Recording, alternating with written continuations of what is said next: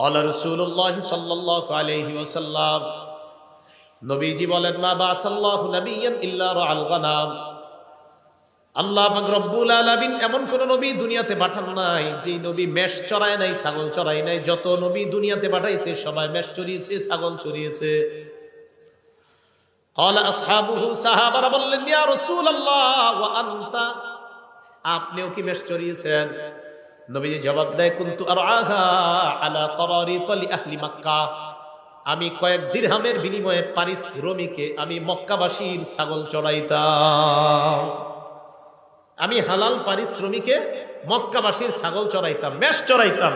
হালাল উপার্জনের জন্য নবীজি বলেন আমি মেষ চড়াইতাম। তাহলে হালাল উপার্জন করতেন নবীজি মেষ চড়িয়ে, কারণ রসুলদের খাদ্য হালাল হতে হবে। আমাদের নবীও বলেন যে আমি উপার্জন করতাম কিভাবে, মেষ চড়াইতাম, এর বিনিময়ে আমি কয়েক কিরাত দিরহাম পাইতাম। তাহলে নিজের উপার্জিত এই হালাল ইনকামটা, এটা যত কষ্টকর হোক, এটা যদি হালাল হয়, এটার মধ্যে আলাদা একটা শান্তি আছে। সহিহ বুখারী 2072 নাম্বার হাদিসের বর্ণনা। আনিল মিকদাম রাদিয়াল্লাহু তাআলা আনহু قال قال رسول الله صلى الله عليه وسلم, মিকদাম রাদিয়াল্লাহু তাআলা আনহুর বর্ণনা, রাসূলুল্লাহ সাল্লাল্লাহু আলাইহি ওয়াসাল্লাম বলেন, হাদিসের অনুবাদটা মন দিয়ে শুনেন, মা আকালা আহাদুন তাআমান কাত্তু খায়রাম মিন আইয়া আকুলা মিন আমালি ইয়াদিহি, কোন মানুষ তার হাতের উপার্জিত হালাল খাদ্যের চাইতে উত্তম খাদ্য আর কখনো খায় না।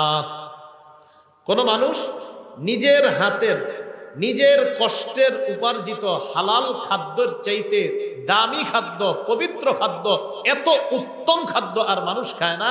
মানুষের কষ্টের হালাল উপার্জিত খাদ্যটা এটা এতটা দামি। পরে কি কয় দেখেন, وإن نبي الله داود عليه الصلاة والسلام كان يأكل من عمل يده, আল্লাহ নবী দাউদ আলাইহিস সালাতু ওয়াস সালাম নিজের হাতের উপার্জিত, এই উপার্জিত ইনকামের পর ওই ইনকাম দিয়ে তিনি হালাল খাদ্য গ্রহণ করতেন। এর মানে নবী দাউদ নবীও নিজের কষ্টার্জিত হালাল খাদ্য গ্রহণ করতেন।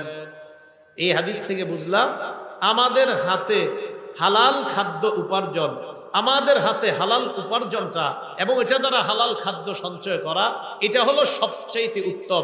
নবী দাউদ আলাইহিস সালাতু ওয়াস সালাম উনিও নিজের হাতে কামাই করতেন, এই সঞ্চয়কৃত ওনার অর্থ দিয়ে উনি জীবিকা নির্বাহ করেন।